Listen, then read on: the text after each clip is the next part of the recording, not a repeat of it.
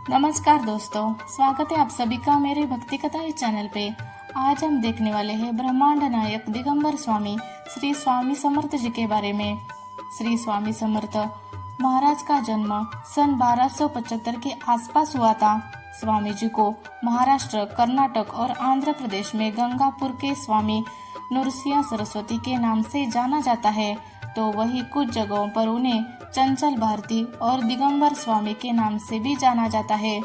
कहा जाता है कि पहले स्वामी नृसिंह के रूप में उन्होंने अपने भक्तों को ज्ञान दिया। पूर्व स्वरूप में अलग अलग समय पर उन्होंने लगभग 400 वर्षों तक तपस्या की। 1458 में नृसिंह सरस्वती श्री शैल यात्रा के कारण करदली वन में अदृश्य हुए। इसी वन में वह 300 वर्ष प्रगाढ़ समाधि अवस्था में थे। तभी उनके दिव्य शरीर के चारों ओर चींटियों ने भयंकर बाम्बी निर्माण किया। वह चलती दुनिया से दूर हो गए थे। एक दिन एक लकड़हारे की कुल्हाड़ी गलती से बाम्बी पर गिर गई। जब उसने कुल्हाड़ी उठाई तो उसे खून के धब्बे दिखाई दिए। उसने वहां की झाड़ी व बाम्बियों की सफाई की तो देखा कि एक बुजुर्ग योगी साधना में लीन थे। घबराकर वह योगीराज के चरणों पर गिर पड़ा और ध्यान भंग करने की क्षमा मांगने लगा। स्वामी जी ने आंखें खोली और उसने कहा कि तुम्हारी कोई गलती नहीं है, यह मुझे फिर से दुनिया में जाकर अपनी सेवाएं देने का देवी आदेश है। नए स्वरूप में 24 वर्ष तक अक्कलकोट में रहकर लगभग 600 वर्ष की आयु में उन्होंने महासमाधि ली। कहते हैं कि वह बहुत जगह घूमे। प्रथम वह काशी में प्रकट हुए, आगे कोलकाता जाकर उन्होंने काली माता के दर्शन किए। इसके पश्चात गंगा तट से अनेक स्थानों का भ्रमण करके वह गोदावरी तट पर आए। वहां से हैदराबाद होते हुए 1200 वर्षों तक वह मंगलवेढ़ा रहे। तदोपरांत पंढरपुर, मोहोल, सोलापुर मार्ग से अक्कलकोट आए। दत्त संप्रदाय में श्रीपाद श्रीवल्लभ तथा नृसिंह सरस्वती दत्तात्रेय के पहले तथा दूसरे अवतार माने जाते हैं। श्री स्वामी समर्थ ही नृसिंह सरस्वती है, अर्थात दत्तावतार है।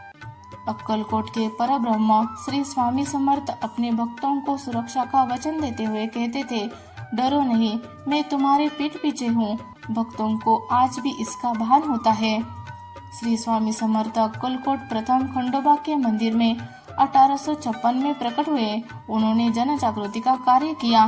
स्वामी गिरनार पर्वत पर अदृश्य हुए तथा दूसरे ही क्षण अम्बेजोगाई में प्रकट हुए। हरिद्वार से काटेवाड़ की जीविका क्षेत्र स्थित नारायण सरोवर के बीचों बीच सहज आसन में बैठे दिखाई दिए। तदोपरांत भक्तों ने उन्हें पंढरपुर की भीमा नदी की बाढ़ में चलते हुए देखा। कहते हैं कि स्वामी जी पैदा होते ही केवल ओम का उच्चारण करने लगे। 8 वर्ष की उम्र तक ओम तथा ओमकार के अलावा उन्होंने कुछ नहीं कहा। उनके जनेऊ कार्यक्रम के बाद यकायक वह चारों वेदों को उच्चारित करने लगे। फिर वह तपस्या करने कांची की तरफ निकल पड़े। उनकी भक्ति व तप से प्रसन्न होकर स्वामी श्री कृष्ण सरस्वती ने उन्हें दीक्षा दी। स्वामी जी शिव भक्त थे। गुरुओं की महानता के बारे में वह कहते थे कि गुरु के वचन मंत्र की तरह होते हैं और गुरु के बिना मुक्ति बहुत मुश्किल होती है। स्वामी समर्थ अपने शिष्यों से अक्सर कहते थे कि आलसी व्यक्ति का चेहरा भी मत देखो, अपने जीवन यापन के लिए मेहनत करो और पसीना बहाओ, नशा मत करो। नशा आध्यात्म की पटरी से आदमी को उतार देता है। धर्म के रास्ते पर जीत अवश्य होती है। गुरु की कृपा या साथ पाने के लिए अहंकार और शर्म छोड़नी चाहिए। वे कहते थे कि भाग्य का लिखा होकर रहेगा। स्थान स्थान पर स्वामी समर्थ के अगणित भक्त है। 1878 में स्वामी समर्थ ने अक्कलकोट में अपने पार्थिव शरीर का भले ही त्याग किया हो, किंतु हम गया नहीं, जिंदा है। उनका यह वचन भक्तों का आधार है।